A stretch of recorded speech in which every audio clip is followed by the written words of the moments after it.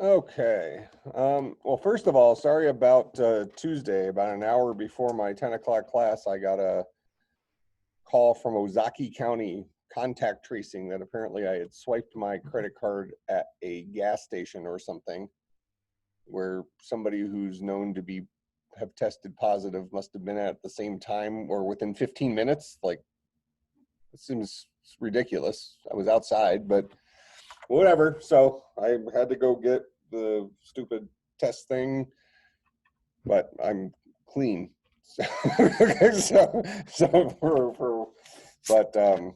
And in hindsight, I actually could have made it back for class, but I had no idea how long the stuff was going to take. I would have only had to cancel my first class, but whatever. But it was not intentional, but I still apologize for the inconvenience. Okay, so let's, you saw my solution to the homework on Slack. I think I still have it up here on Eclipse because I want to expand on this a little bit before we jump into the next stuff,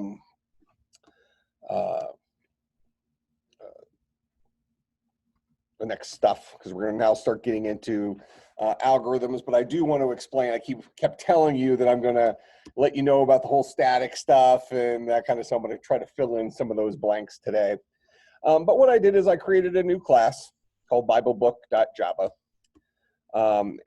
In this guy, I have 3 variables, 3 fields. So I have a name, which is a string, a number of chapters, which is an int, and then a summary, which is also a string. Now I have my constructor for this guy. So this is like our underscore init method if we're working in Python. And so this guy takes in our 3 pieces of information. I set my fields equal to those. Notice I'm saying this dot, which is the same thing as self dot if we were working inside of Python. So these should already be concepts that you're familiar with. But here's my constructor for building a Bible book. Here's me using that constructor. Over here, I created 3 different Bible books. Just minimize this like that. So I create a variable BB1 of type Bible book, BB2 Bible book, BB3 Bible book, and each one of these is a new Bible book, and I'm passing it the information from the constructor. Book name, number of chapters, summary. Book name, number of chapters, summary. So this is how I create an instance of one of my Bible books in Java. All right, questions about that? All right, so now let's talk about a couple of the pieces here that are not completely clear to us. So for starters, I said that these fields should always be private unless we need to loosen the reins a little bit, okay? And let's look at that. So if right now I come in here and I say system.out.println bb1.name, it's going to yell at me. So we know that in Bible book, there is a field called name. So we know that all things that are Bible books have a name, but outside of this, I don't have access to it. If I hover over this, it tells me the field biblebook.name is not visible, okay? Doesn't tell me it doesn't exist. It just says it's not visible because I've made it private. So when you make a field or a function or I guess technically a constructor, but when you make any class member private, what you're saying is it is only accessible inside of this particular class. So by making name private here, I'm saying I can only access that variable while I am inside of the class called Bible book. Well, right here, I'm inside the class called driver, which is not the class called Bible book, which is why I do not have access to this guy. Now, if I change name from private to public, which I would encourage you never to do, but you're allowed to do it. is legal. We'll talk a little bit more about that here in a second. But if you do that over here in driver, notice it's now fine with it. I've given myself external access to this. And really, I've given it access anywhere that can see this class. If I don't put public or anything in front, in Java, this is called package level security. In older languages like C++, this was called friend. What this is saying is that for lack of more detail about packages, as long as you're in the same directory as where this class lives, you can access it. All right. So driver and Bible book, both in the same directories. So right here, notice it's still fine with it. Even though I didn't put any security features on it, the default security is, as long as you're in the same neighborhood, you're fine. Public means, as long as you can see it somewhere, you don't even have to be in the same neighborhood, you're fine. Private means only inside of the class. Make sense? Then we also have a protected one. And protected indicates that it's inside the class or children of the class when we start working with like inheritance, which we saw in last semester in Java. We'll look at an example of inheritance here in a few minutes. Or at some point today, I'll try to work in an example of inheritance, or if not today, soon. Okay, but that's the deal with these protection things. Rule of thumb is make them private initially, and then if you need them to be less than private, loosen the reins a little bit. And the reason for this, well, let me ask you, why do you think it's important to have these guys locked down like this, as opposed to allowing us to directly access it out here? What's wrong with being able to directly access it out here? So I go back and I just take the private off of this guy. Now I can directly access it. What's the problem with this? Because our initial feeling might be that, oh, that's convenient, right? But what's wrong with it? Go ahead.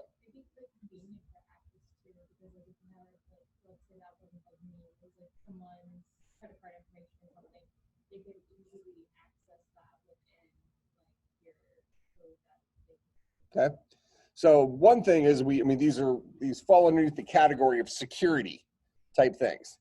So in this case, you can read from it, but I can also say bb1.name is equal to LOL, and then I can print it again. So I can also change it. So I have read and write access to this function, or to this field in this case. So whether somebody is going to maliciously do something with it, or it just makes itself very easy to manipulate when you probably don't intend to ever change the name of the Bible book once you've created it, right? But now you can. You can change the name of that book as I've written it here. There's my book called LOL. I've permanently modified BB1's name because I gave myself full access to it. Read and write access to it. Now, you might say, well, you know what? I really want to have read access to this variable. I'd like to have the variable name accessible externally from this. It makes sense, right? You might want to get just the name of a Bible book. So sure, I have this bb1.display, so a Bible book knows how to display itself in kind of this pretty print format. But you might say, you know what, that's all fine and good, but really I just want the name of this Bible book. Maybe we're sorting our Bible books by name, something like that. So it's completely reasonable for us to say, I want to access the name, but at the same time, I want to be a good programmer and not allow myself or anybody else to change the name of the book. Makes pretty good sense, right? If we're just being a good steward of our code. So with that in mind, we would go back here and say, look, this guy needs to be private. I need to lock it down. Now people externally can't read or write it. Now we might say, well, the write it part is maybe the more important part of those two, but now they can't do either. Then we say, okay, well, what if though I want to give them access to read this variable externally? We don't do it at this level. Instead, we give ourselves getter methods. Okay, we have this idea of something called a setter and a getter. Setters allow us to write to a private member from external, from outside the class. Getters allow us to get the value of a private member from outside of the class. So I'll go ahead and I'm going to write a getter. And a getter is just a fancy name for a function that exposes a private field. So I'm going to say public string, I'll call it getName, and I'll just return this .name. This .name, so name is a private field which says you have access to it only inside the class called Bible Book. I am currently in the class called Bible Book, so I do have access to the name here. I'm returning that, and it's through this function called getName that returns a string, and this guy is public. So now if I want to get the name, I can say bb1.getName. I can call upon that function. But a function that allows me to get the name does not necessarily allow me to change the name. This is a getter, not a setter. I could write a setter that allows me to change it. And if you have a getter and a setter, you might say, well, why don't I just make it public so I can just do this directly? Okay. Why is that? Is it equivalent?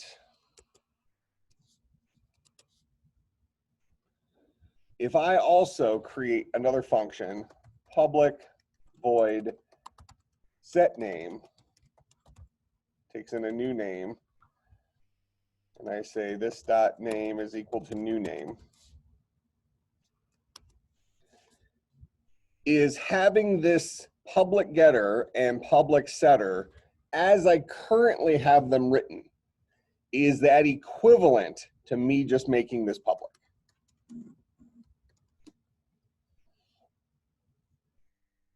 This gives me the ability to read the value. This gives me the ability to write the value. So now I have read and write privileges from outside of this class. As I have it currently written, they're identical, right? If this is what I was going to do, if I was going to write setters and getters just like this, I might as well just make this field public. But if I keep this private, but I still want to have a getter and a setter, am I wasting my time, or are there advantages to having setters specifically this way for a private field as opposed to just making it public? What does this setup allow me to accomplish that I'm not sure it makes sense for a Bible book in this case, but any object itself? What does this allow me to accomplish in terms of setting that variable name that I couldn't accomplish through just making the name field public?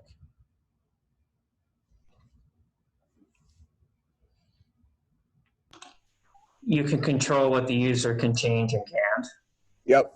So even though I'm not choosing to do it right here, I can wrap this in logic and make it so that they can't set the name to any string that's less than a length of 5 or something like that. You know, so I can say if new name.length is greater than or equal to 5, then I'll go ahead and let them change it. For no good reason, just using that as an example of a difference.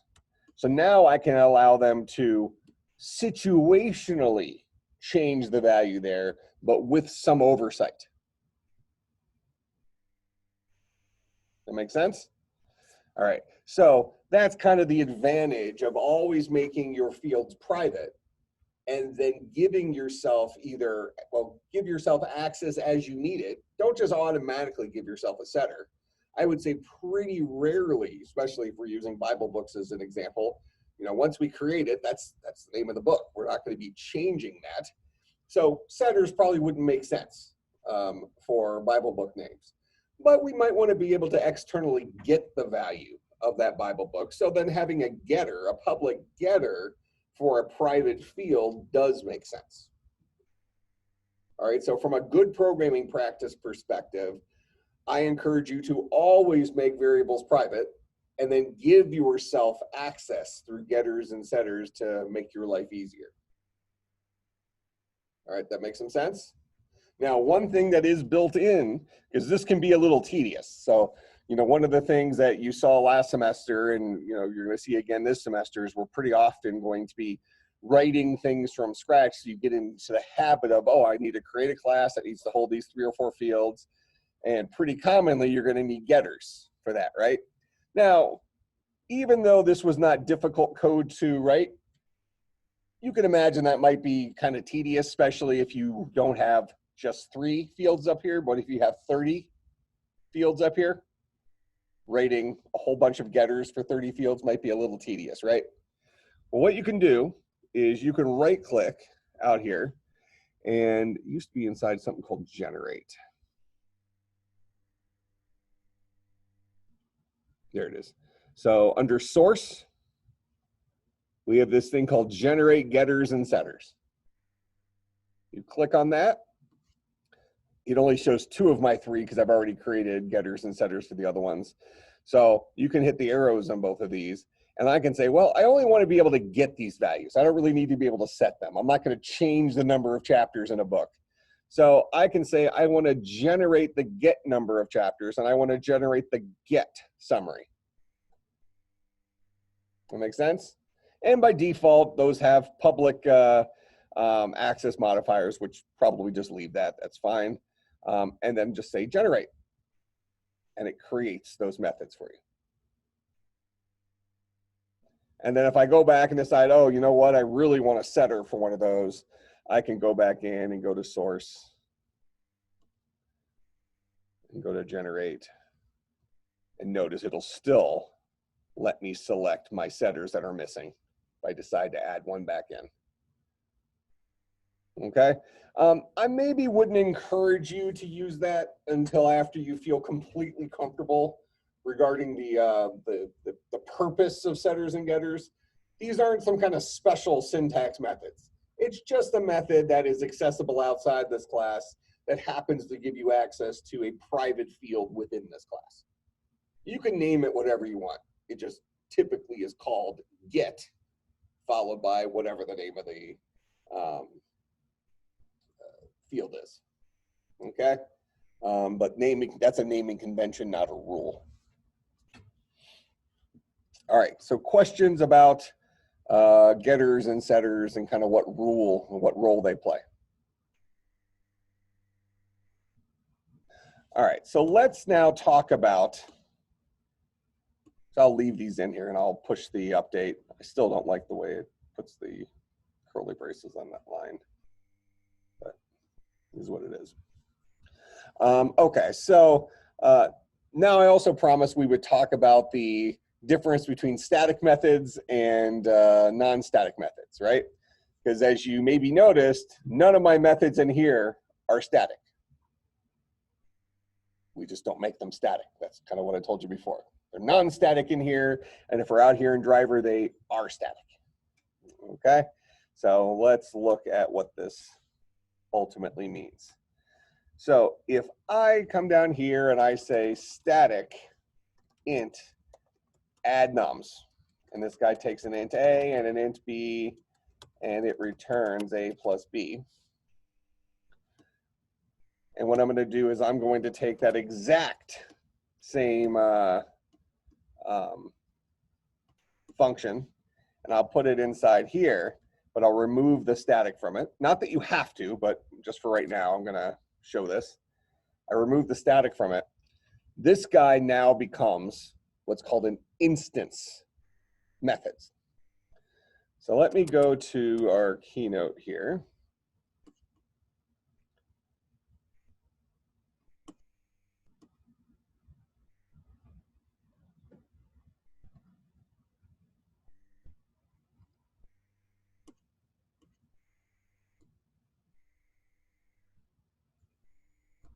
Does that seem kind of ridiculous? That I can't create a new slide as long as there's an update available for.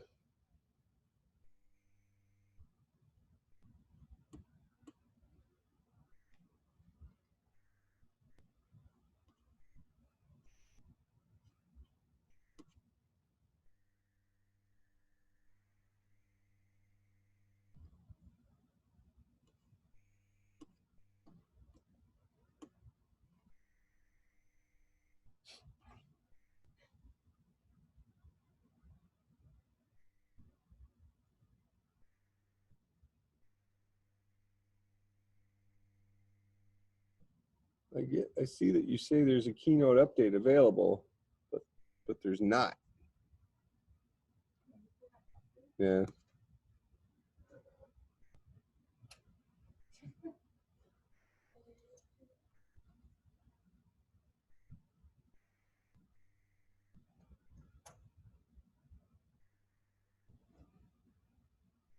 This was updated recently. It was updated today.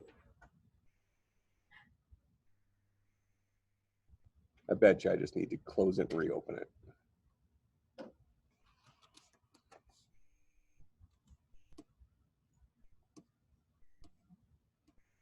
And they say that Macs just work. All right. Big money, big money. Woot. All right, so is that dope?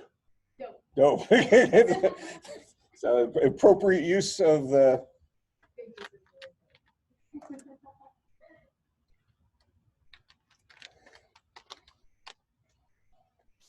Yeah, every semester I learn something new. Maybe I've told you the story before, but this must have been 4 years ago, something like that. I was in class and I made some comment about, oh, I'm just going to sit home this weekend and chill and watch Netflix.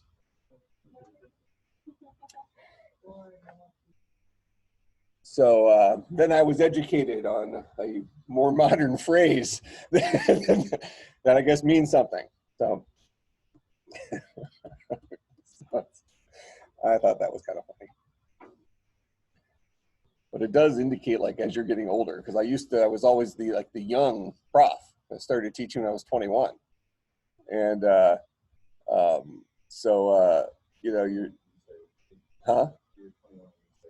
Yeah. So, you know, back then I was younger than some of my students, or not much older, right? So, you know, I was hip. I knew the current word. They don't even say hip anymore, right? I knew the vocabulary, the things that they were saying. Today I'm starting to miss it. I've made fun of, like, my dad and stuff for years because he doesn't get what we're talking about, but now I get it. But I was really wondering what was happening that day because the whole class was just busting up laughing after I said that. Huh? I was in class and I said something about, oh, they asked me what I was going to do this week, and I said, oh, I'll probably just chill and watch Netflix. And there's Netflix and chill, I think, has a connotation, is what I learned during that class. So, so it's yeah, it is what it is. All right, so static versus non-static.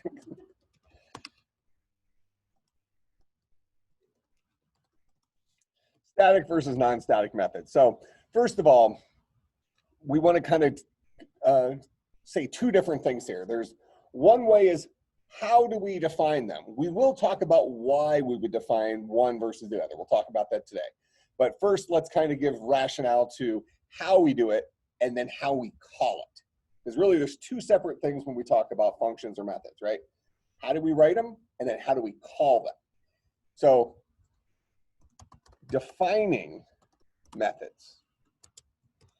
We define static, and I'm going to put in parentheses here, class methods. So we're going to start referring to those as class methods, methods owned by the class. So we define static. Actually put the methods outside of the parenthesis there. static methods using the keyword static prior to the method definition. Pretty straightforward, right? Static methods, you put the word static beforehand. Just like we did right here. Here's a static method, class method. I put the word static before it. Easy enough.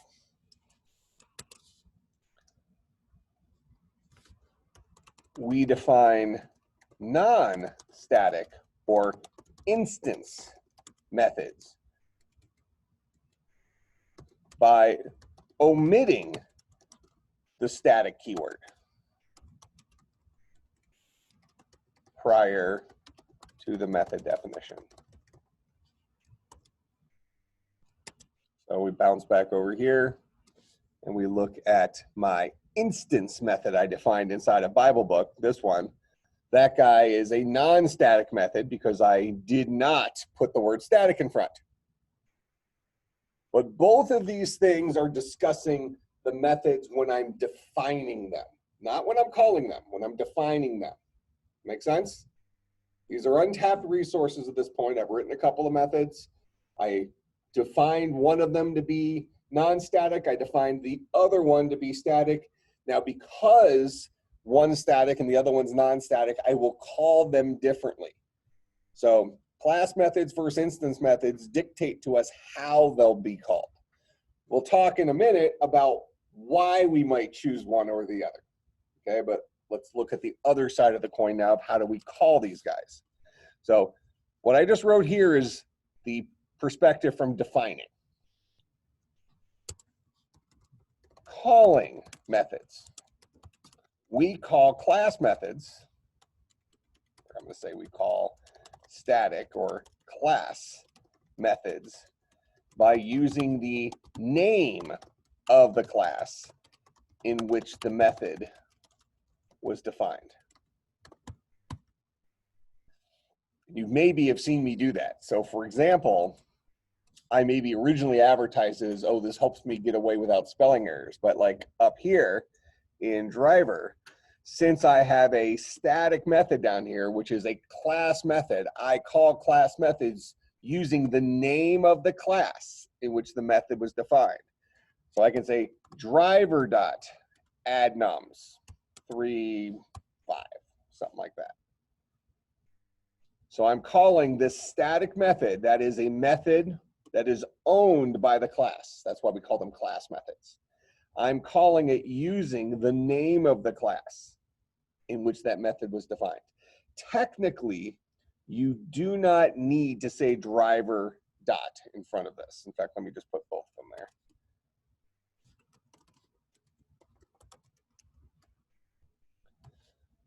Both of those lines will accomplish the same thing. They'll actually show no output because I'm not printing the result, but both of these lines do the identical thing. I'm advertising that whenever you have a class method, you should call it using the name of the class in which that method was defined. That will never be wrong, and it'll also help you avoid typos. But technically, it's not required. But here's the problem. This is why I'm saying always do it. At the very least, always do it until you 100% know why you don't have to do it. I mentioned that on this line here, that's perfectly legal. But it's not a good enough reason to say, oh, I do it this way because it works. That's not a good enough reason. Anybody know why we are allowed to write it without the driver dot in front? There's a couple of folks in here who've had some Java before that I'm assuming when you learn Java, you probably learned to not put the name of the class in front of it. And, oh, I'll just write the functions and, oh, this just works. Beautiful. And that's fine. But as computer scientists, we want to understand why it works, right? So I'm telling you this does work. But now the question is why are we allowed to omit the thing in front of it? Personally, I never do omit it because I'm prone to typos. So this helps me have less typos. I'm a far better programmer than I am a speller. I have fat fingers. But that's my main reason for doing it. But many developers won't put the name of the class in front of it. And part of that's because that's the way they learned it. And that's okay. But again, as computer scientists, we should understand why. So nobody wants to take a stab at why we're allowed to not put it in front of it? It has to do with it being a class method. Since this is a class method inside of the class called driver, and I'm currently inside of a class method, also in the class driver, I am assumed to be in what's called a static context in the driver class. So I have direct access to static, I'll say methods, but I have direct access to static fields as well.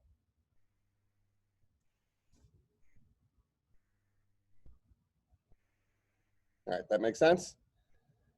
This falls into kind of a similar category to, like, technically you don't have to use curly braces for an if statement or for a for loop or something like that, because it's, if you only had one thing you were going to say, one statement, technically the syntax for an if statement or a for loop is you have your top level syntax and then it's followed by a statement. The statement we typically use is a block statement, which allows us to have a collection of statements. But you don't have to have a block statement. If you're only going to say one thing, you don't need to use the curly braces. But it's never wrong to use the curly braces. And if you remember when I introduced that, I kind of indicated one of the reasons I like Python is it forces that indentation so you can clearly see what belongs to an if statement or what belongs to a loop. Where in a C-based language like Java, the curly braces along with indentation really helps us kind of mark off the territory for what belongs to the if statement and what doesn't. So it's never wrong to use it. I'm encouraging you to always use the opening and closing parentheses, but as computer scientists, we want to understand the rationale behind it. Just like this. I'm encouraging you to always use the class name when you are calling a class method. Always use the class name. It'll never be wrong, and it'll help you avoid the typos. But understand the reason you can get away without using the class name is only when you're in a static context.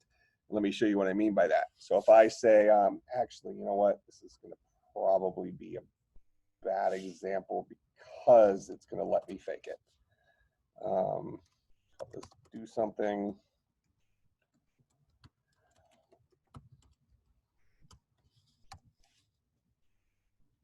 Yeah, see, it lets me get away with it because it's still inside the class itself, so it is faking the driver dot in front of it. But I promise you this is a truth. So technically, I'm not in a static context here. But since I am in the class called driver, it's allowing me to conveniently write this as if I was in a static context. Call that syntactic sugar. It kind of falls into the category of things Java does for you, even though you didn't, that you maybe would have had to write previously. Java now kind of just makes it work.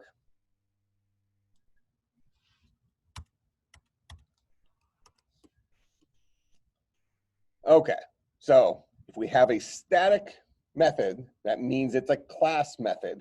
That means it's owned by the class in which it was defined. We call it using the name of the class in which it was defined. So I'm strongly encouraging you to call class methods like that, using the name of the class. It'll never be incorrect. Make sense?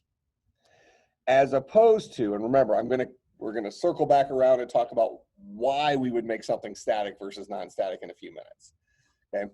As opposed to over here, I have a instance version of a method that just happens to have the same name, that happens to take the same number of parameters. You know, that way we're kind of comparing apples to apples-ish, since technically one of them's an instance method, the other one's a class method. But since this guy's an instance method,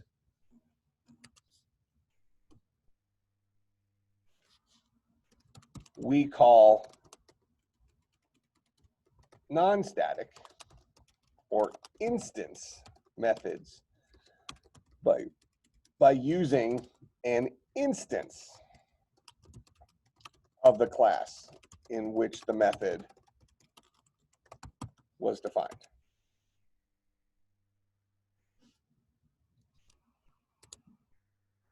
So since this instance method is defined, we know it's an instance method because we do not see static in front of it where it's being defined. That's how we know it's an instance method, right? Just as we know this guy's a class method because we do see static in front of it. That's the differentiating thing when we're looking at the definitions of them. When we call them, if I want to call this instance method, which belongs to the Bible book class, in order to call that, I'm going to need an instance of Bible book. And it just so happens that I have 3 variables up here which hold pointers to an instance of Bible book. So I can say bb1 dot add nums 3.5. I can say bb2 dot add nums 6.2.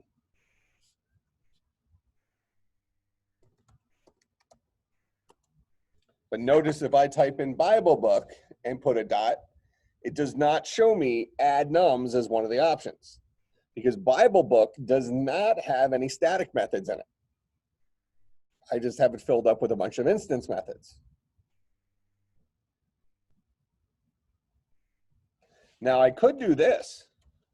Again, we're not worried about why we would write one versus the other yet, but I could come into Bible book here and I can create a second method,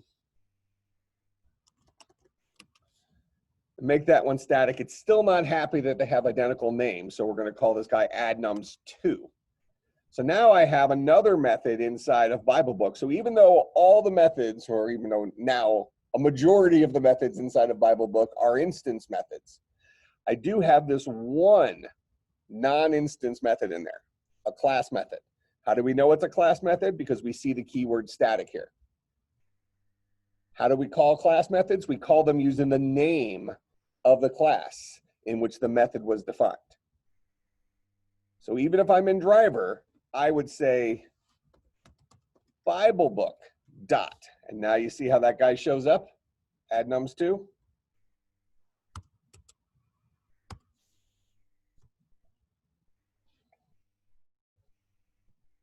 That makes sense? So all we've discussed right now is how do we identify them when we see them, and how do we call them once we've identified them. We have not discussed why we would write it one way or the other.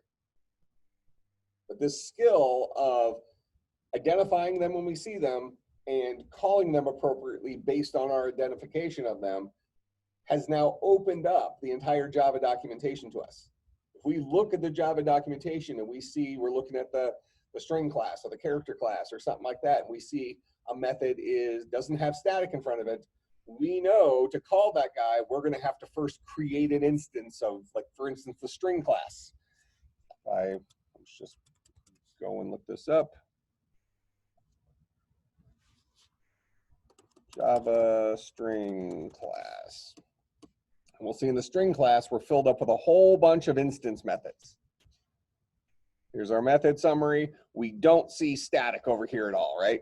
We actually see a couple, but a majority of these do not have static, which means in order to call any of those that do not have static in them, we will need an instance of the string class in order to call that method.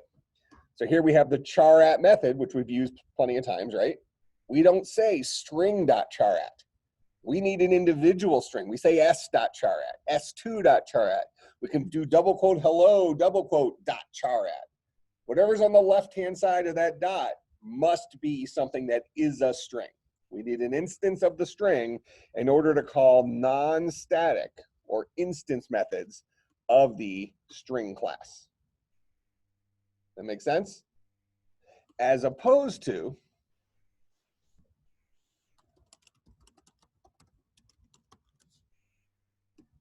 Here's the Java character class.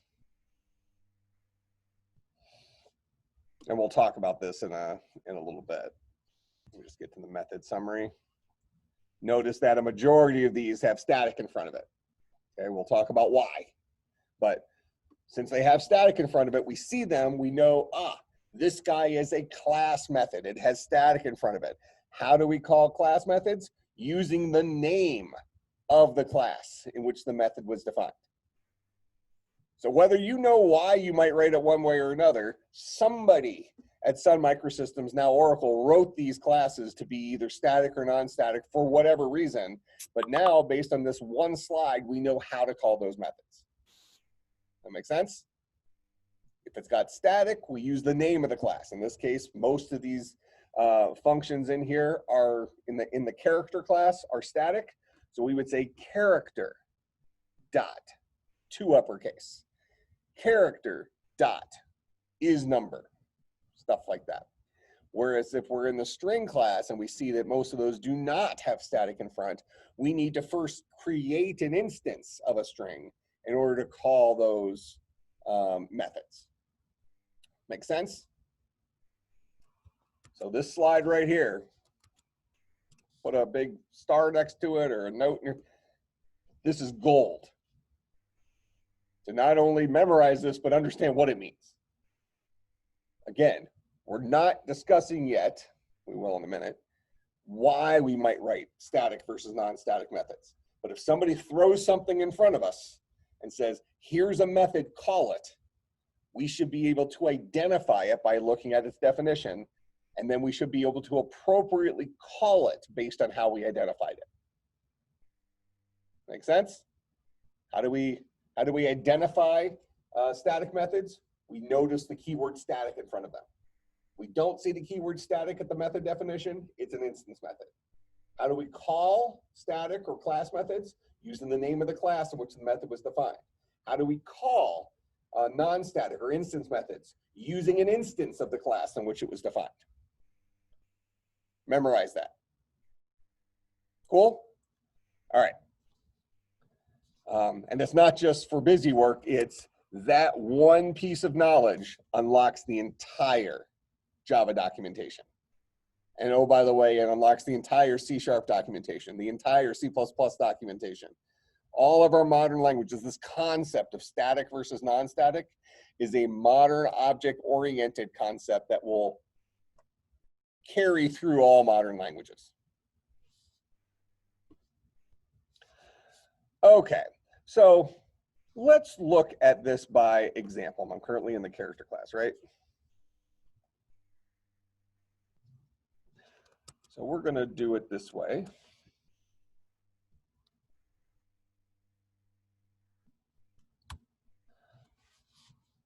So I'm going to go ahead and create a string s is equal to hello.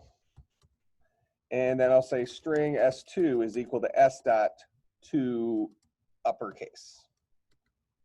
We haven't used it, well, maybe you've used it before, but there exists a method in the string class called to uppercase that will convert a string to uppercase.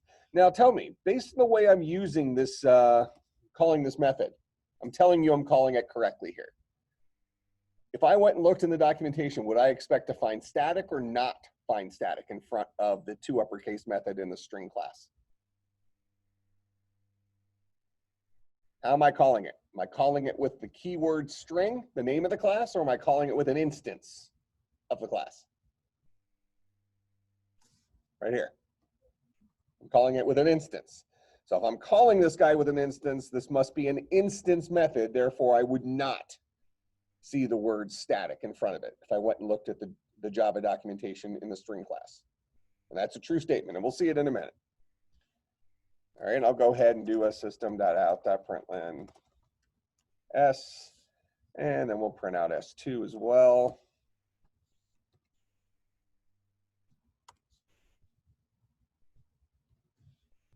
So there's hello, and there's all caps hello. We probably could have guessed what the guy did, right? To uppercase, returns an uppercase version of it. Okay, it does not modify the original. So if I print this again, you'll see it's still lowercase, the original. but I chose to store the uppercase version of it that that guy spit out in another variable, S2. Okay? But now, system, actually, let's do this. We'll say char C is equal to a lowercase a. We'll say system.out.println character.toUppercase of C.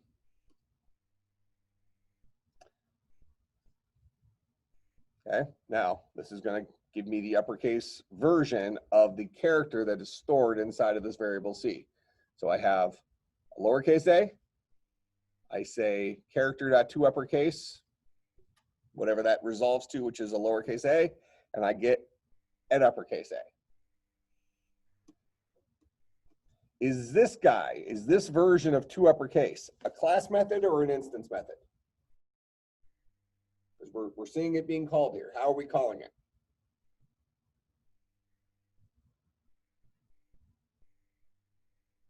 Are we calling it with an instance of the character class, or are we calling it with the name of the character class itself?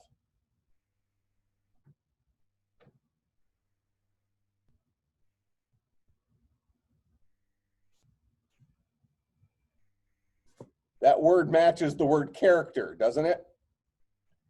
It's the character class. Little participation, people. Okay. Now, how do we know that this is likely the name of a class? Well, first of all, we see that we didn't define anything called character up here, right? Nothing really prevents us from doing that. We could create a variable named character if we wanted to. Actually, would probably scream at us because it already exists in this as a reserved word. But typically, by naming convention, classes start with an uppercase letter. And typically, variables, we choose to start with lowercase letters.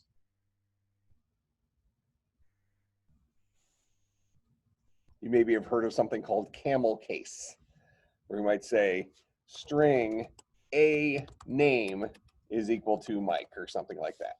So it starts with a lowercase letter, but then we kind of spell out its meaning with uppercase letters for the syllables. Not a rule, but a naming convention. Okay? So we are calling this toUppercase method, which looks a lot like this one. We have the same name, but it lives in a different class. The version that's up here lives in the string class. The version that's down here lives in the character class. Why do we suspect that? We really don't know that for a fact, other than I'm telling you that's the case.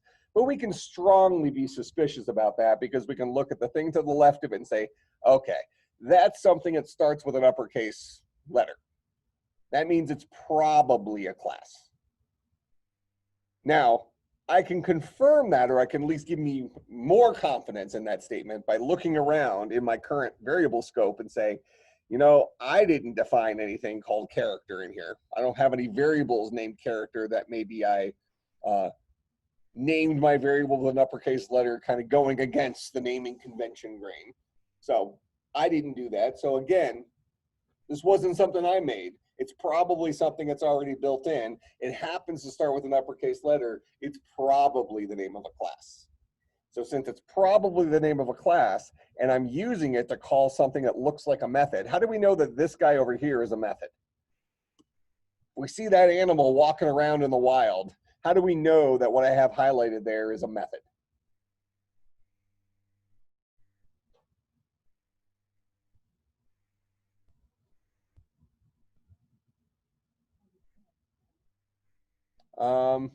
Well, I guess technically that's not a wrong statement. Not what I was looking for, but that's true. Eclipse does put it in italics. But if I'm just looking, if we're not looking at font, and we're just looking at what I have highlighted there, what part of that screams that, oh, this must be a method? Go ahead. Which part? That it's two separate things?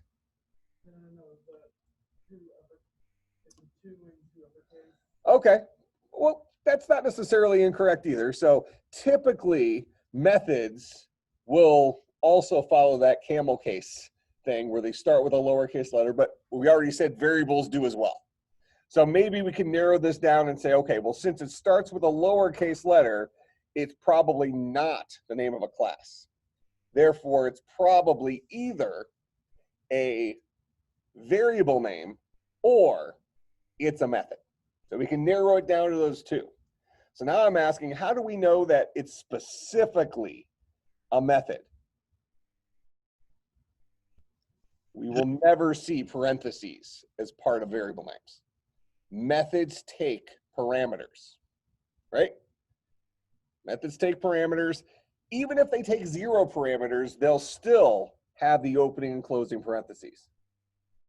Notice that the 2 uppercase method for strings takes no parameters. But we see the opening and closing parentheses, so we can correctly identify this guy in the wild as he is a method. Specifically, he is an instance method or a non-static method. How do we know? Because he's being called by an instance of a class. This guy is a method. How do we know? The parentheses. Specifically, he's a static or a class method. How do we know? Because he's being called by something that sure looks like the name of a class because it starts with a capital letter. Make sense? You see how we're saying the same things multiple times but from different angles. So we should be able to kind of walk into a zoo and you see a zebra and you know it's a zebra because you already have some knowledge about what zebras look like. We know that this guy is a method because we have some knowledge about what methods look like. We specifically know that it must be a class method because we're seeing how it's being called. All right. Now, I purposely chose a method that has the same name. That really does the same thing, right? The 2 uppercase method for strings gives me the uppercase version of a string. The 2 uppercase method for characters gives me the uppercase version of a char. So they do the same thing. They have the same, well, they do very similar things, right? Very related things. They have the same name, but what is the difference between these two that you can look at? If I highlight this guy right here, I highlight this guy right here, there's one distinct difference that we see right off the bat. The character version of this one takes a parameter. The string one does not. Why? Why didn't we need to pass anything in here? How did this guy know what we were converting to uppercase? Yes, it knew because the instance we called it with, we're calling that particular instance's version of this method, which knows everything there is to know about the contents of S, including how to turn it into uppercase. So it didn't need the parameter because it knew the value we wanted it to operate on through S. That makes sense? And if I had another variable, I had a variable S3 equals elephant, and I said S3.to uppercase, it would know how to convert S3, elephant, to uppercase. So I didn't need to give it any additional parameters, or at the very least, I didn't need to give it that main value that I wanted it to operate on because I already had that value as part of, because we would call it the calling string in this case, the string that called the 2 uppercase method. We see the same thing in like s.charat3, something like that. Now, that is to say that charat must be a method, right? Because we see the parentheses. What kind of method? Is it a class method or an instance method? Instance method. How do you know? The way it's being called? We're calling it using an instance of a class, not the class name itself. We feel pretty strongly about that because this guy is lowercase, and we also see that, well, we created an instance right up here. So we can even narrow this down and say, oh, it must be an instance of the string class, specifically because I'm calling it with a string, and Eclipse seems to be relatively okay with this. Okay, so this guy is a method because of the parentheses, specifically as an instance method of the string class because I'm calling it with an instance of the string. But now in this case, it does require I give it one parameter. What's the parameter I give it for charat? What does that parameter mean? What should s.charat3 give me?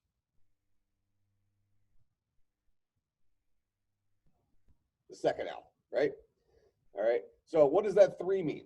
It means the index within the calling string that you want me to give you the character at. I didn't have to give it S though. It already knew about S. So it had some information from the guy who called them.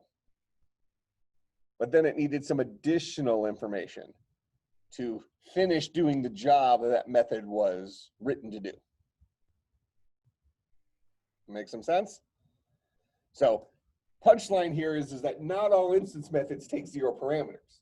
But at the very least, an instance method will not need to know about the stuff associated with the instance of the guy who called it.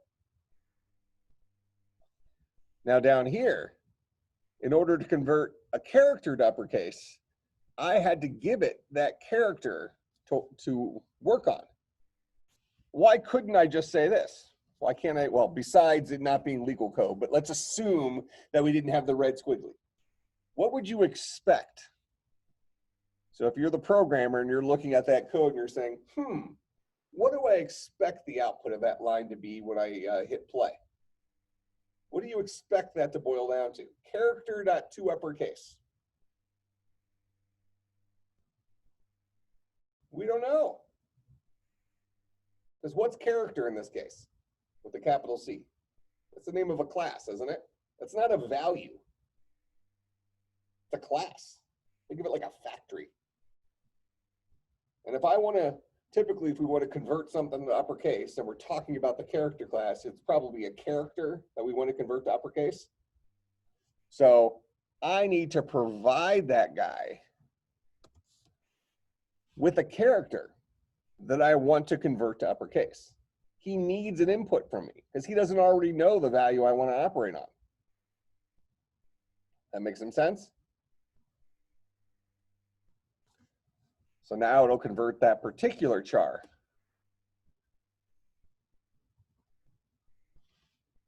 to uppercase. Here's my beat.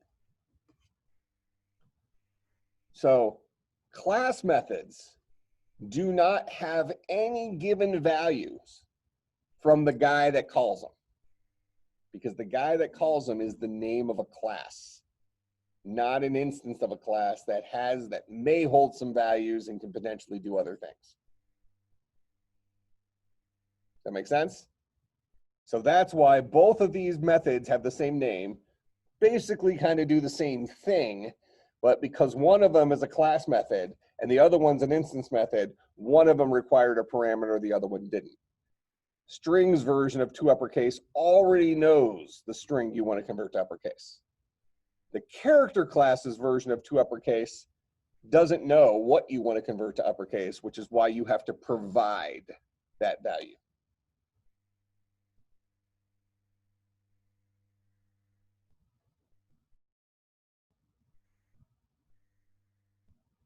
All right, questions on that?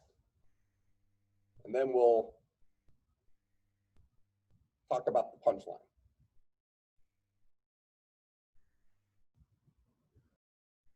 So, why did they make the character class, specifically the toUppercase method? But I think if you remember, I showed you in the documentation here, there's a lot of static stuff in here, right?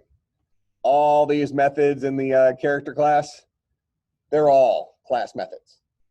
Now, some of them take parameters. Well, actually, most of them should take at least one parameter. Some of them take more than one because they don't know what value they're operating on. But why did they make this? Why did they fill the character class up with a bunch of class methods? I'll even give you a hint. We also have the integer class, which we've used before, right? Integer.parseInt, we've messed with that. So this guy, you'll see, is filled up with a bunch of class methods as well. In fact, you've used one before, integer.parseInt, right? You use the class name integer to call his parseInt method, and you had to pass it the string that you wanted it to juice the integer out of. Okay? Why is it that you think the the character class and the integer class have a bunch of static methods in them. Why did they exist in the first place? Go ahead. Because char and int are primitive types, so they can't like call methods on their own. Like, Yep. just aren't built up like that. Not like string, which is obviously a class, but it acts like a primitive. Yep. So yeah, the string acting like a primitive type is more of like a special Java-y thing. But the string is an object type. So it can hold values and then also potentially do more. Now, the one thing I will say there is that objects don't have to hold values. They can hold 0 or more values. You could have an object like we have our Bible book that has the name, the summary, and the number of chapters, right? So we're holding 3 pieces of information, but it would be legal for us to hold 0 pieces of information if we wanted to. Might not make tons of sense unless you had a good example for that, but in general, you don't have to have it hold values. But because ints and chars, for example, are primitive types that are built into the language, their only capability is to hold a value. They can't do other things. So it kind of makes sense that we would have a class like integer and a class like character that would allow us to operate on those primitive types so that we can do, because it's possible we want to do stuff with ints. It's possible we want to do stuff with chars, right? So it's nice to have these classes that kind of expand the capabilities of those primitive types. Whereas the string class is filled up with a bunch of instance stuff because the string class happens to have the ability to already hold a collection of characters, but it also, because it's an object type, it also has the ability to call methods on itself. It's a more powerful type, being an object type than a primitive type. That make sense? All right, so with that said, why did they make all of these methods instance methods? I'm sorry, class methods, like in the character class. Why is 2 uppercase in the character class a class method? Why didn't they first have us create an instance of character holding the char that we wanted to convert to uppercase and then call that character, that instance of characters, to uppercase method? Could they have done that? Could they have chosen to say, you want to do stuff to chars? No problem. Create an instance of the character class using that char, and then call that instances to uppercase method to converge to uppercase. They could have decided to do that, right? Why do you think they didn't?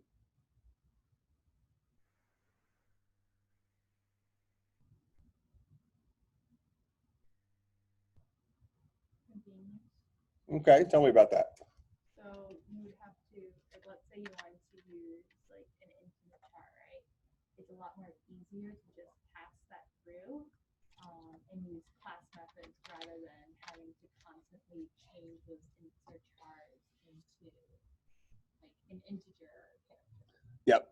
All right, so now, as you may expect, Java, with its syntactic sugar and trying to make life a little easier for you, will actually allow you to use character and chars interchangeably.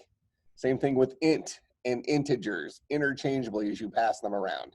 And it will treat them as primitives when it decides that's what you meant, and it'll treat them as object types if that's what you meant. So it'll handle them the correct way. But behind the scenes, when they were making the decision, when they were writing that character class, they had to decide, what am I going to do with this? And they said, you know what? In the language, we already have a way of holding a char. We already have a way of holding an int. We don't need a brand new invention to hold the number 7 or to hold the char A. We already have ways of doing that. What we don't have is a tool that allows us to drop a char in or drop an integer in and do stuff to it. So instead of giving us an additional way of storing integers and an additional way of storing characters, and you'll actually notice that we have classes like this for all the primitive types. There's one for Booleans, there's one for doubles, they all exist. So they just said, look, you already have a way of holding the values, so we're not going to give you a new one of those, but we will give you, you know, kind of a Swiss Army knife that will operate on values of that type. So that's why I said you can kind of think of the character class and the integer class as kind of like a factory. They don't produce any product.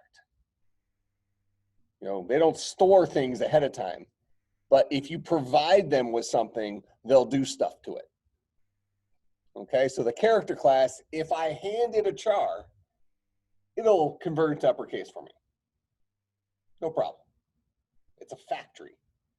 Whereas the string class is not, because we need to have the ability to hold. We don't already have the ability to hold collections of characters conveniently. We kind of have this array thing that will let us accomplish something along those lines, but not conveniently. Strings are pretty malleable in Java. So it makes sense to have this string class that has the ability to hold values as well as operate on those values. Because we plan on creating a lot of strings and we don't already have a convenient way of holding them. So the string class lets us hold string values, and then also it would be nice to be able to operate on those string values, which is why all those methods are instance methods, because they're operating on the instances that the instance of the value it already holds. That kind of makes sense? Now, all that being said, you could probably make an argument, if you're the Java people, to say, you know what? C is a pretty old language. C++ is a pretty old language. These primitives, not all that important anymore. I mean, we've already talked about like post the Y2K thing. You know, we don't really have to worry about memory now, right? We have tons of memory. Who cares? You know, we just use ints, even if we only hold the numbers 1 through 10. We can store that in a byte, but we just put it in an int. We don't care about the extra, you know, 24 bits of memory that we're using, right? It's not on our radar. So why not just say, look, we're not even going to deal with these old school types. We'll just create a new character class. So everything's an object. They could have made that argument, right? And that wouldn't have been an unreasonable argument. Instead, they kind of took the tact of, if it's not broken, let's not fix it. But we'll give you some tools to do some stuff that you can't do anyways. You can make the academic argument either way, is kind of what I'm getting at there. I think Java oversteps a little bit sometimes when they make some other decisions for you that make it difficult for you to understand truths of programming because they hide some detail from you. Which is why at some point soonish, maybe next week, if somebody reminds me to look at Objective-C, I'll show you how do you create objects in Objective-C, and you'll see some lines of code always exist that Java hides from you. So you don't actually see it in Java, but I promise you it's there. You know, and the punchline of that is, we go in here to my Bible book, right off the bat, I'm saying this dot name is equal to something, right? Do you see in here any place where I defined a variable named this? Do you see in here any place where I defined a variable named this? That guy came from somewhere, right? He came from somewhere. Well, where? Well, who's the parent of the Bible book class? We saw this last semester when we talked about the inheritance model in Python. This guy extends another class. Extends a class called object. So remember we had the slide last semester where we had object at the very top. You know, the Python language came with this generic object called object that has the most generic version of what you have to be an object. And then we say, well, I want my Bible book to be something a little bit more than that generic object. So I'm going to go ahead and build on that generic object. And oh, by the way, Java doesn't make you put this in there. Either did Python, right? You could just start off with, hey, look, this is a basic object. Just kind of let me save a couple of keystrokes, not the end of the world. But that guy is there. This will still work if I run it right now, just like I did in Python. But if we were working in Objective-C, the very first line here would be, this is equal to super. I would be creating an instance of my parent and storing it inside of a variable called this. And then the very last thing I would do here is I would return this. Notice constructors do not have a return type. Why? They always return a pointer to where this thing was created in memory. Where what was created? Where the instance of my parent was created and then slightly modified. So in Objective-C, we actually create, Objective-C uses the self, just like Python. So it's self is equal to super. Actually, it's super.init, calling it, kind of meshes the Python world in with the, but we call our parents constructor to give value to this and then ultimately return the value of this. In Java, we have no return type. It's saying, look, I know you're going to do this, so don't waste your time. And Java also says, you know what? I know you're going to do this, so I'll just do it for you. Don't waste your time. So now we just magically have this variable called this available to us. Make some sense? Okay, so let me just quickly glance. I don't think we're at a point where I can give you something else yet.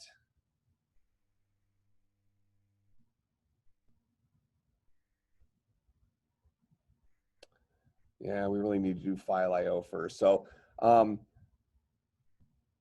over the weekend, really focus in on this guy right here, the static versus non-static.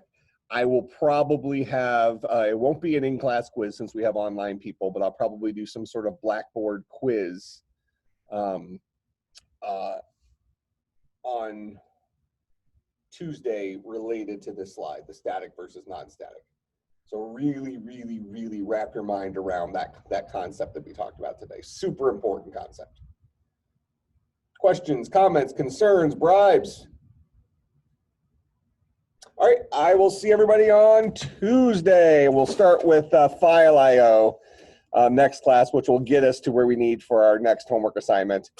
So if you wanted to get ahead, you could look at this file IO slide here and see how it works. I give you example code and then do the next programming assignment. But I won't assign it yet because I really want you to focus on the static versus non-static thing. So prepare for a quiz of some type related to that.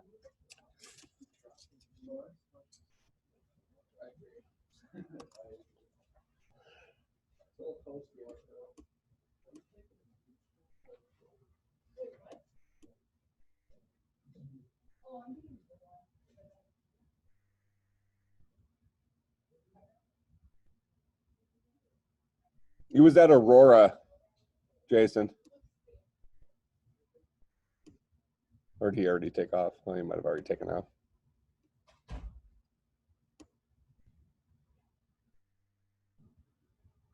Quick question. Is there like a list of like companies in the area that like offer internships